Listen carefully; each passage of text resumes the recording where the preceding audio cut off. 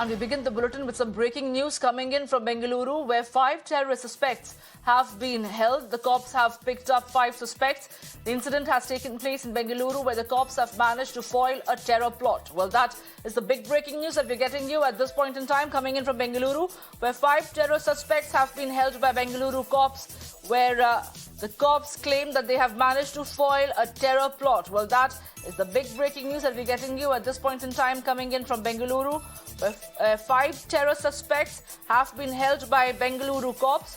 The Bengaluru cops claim that they have managed to foil a terror plot.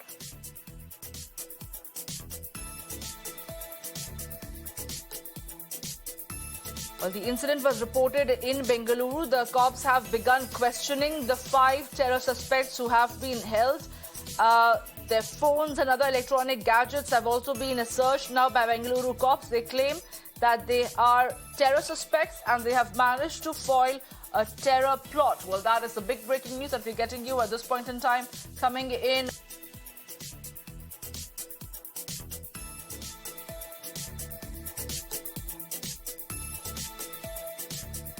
Deepak is live with us right now. Well, Deepak, good morning. Take us through the developments that have taken place in Bengaluru. What we're given to understand is that Bengaluru cops have managed to pick 5 terror suspects and have foiled a terror plot. Well, we are awaiting more details and some clarity into this particular issue. But we've been told that 5 people have been taken into custody. They're being questioned at this point in time. They're suspected to have terror links.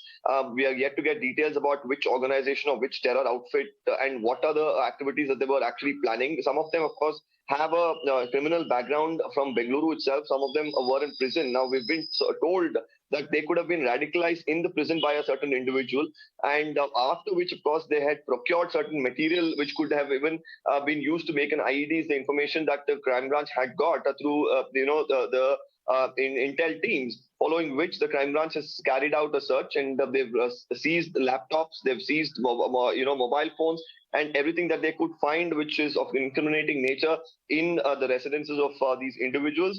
They are being thoroughly questioned. At about 10:30, we're expecting a briefing from the police where more details could be shared.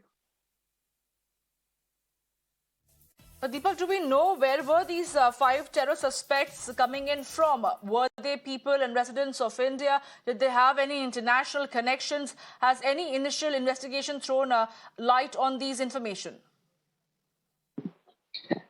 Well, some of them are from Bengaluru itself. Like I mentioned, they were local criminals here.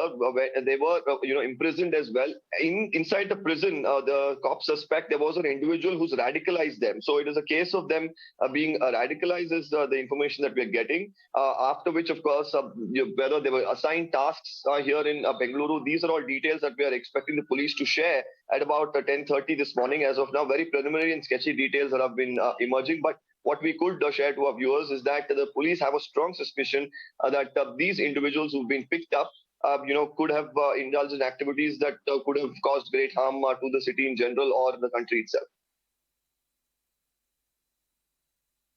Well, Deepak, this is going to be an alarming information for many people living over there in Bengaluru. Has there been any word from the state government so far as to the progress of the investigation is concerned, or how are they looking at this entire episode? Because Bengaluru is not a place where we usually see episodes like this unfolding. Well, yes, definitely. This is something that the police, of course, will have to keep a very close eye on. As far as the government responding to this is concerned, well, it's very preliminary at this point in time. The investigation, probably the Home Minister and his department would be made aware of a development like this. We'll, of course, try and get to see what the government, of course, has to say about these sort of developments. And there would be, of course, a strong need for the government to allow the police, of course, to act, in the best way that they can to ensure that such elements in the society are picked up and eliminated.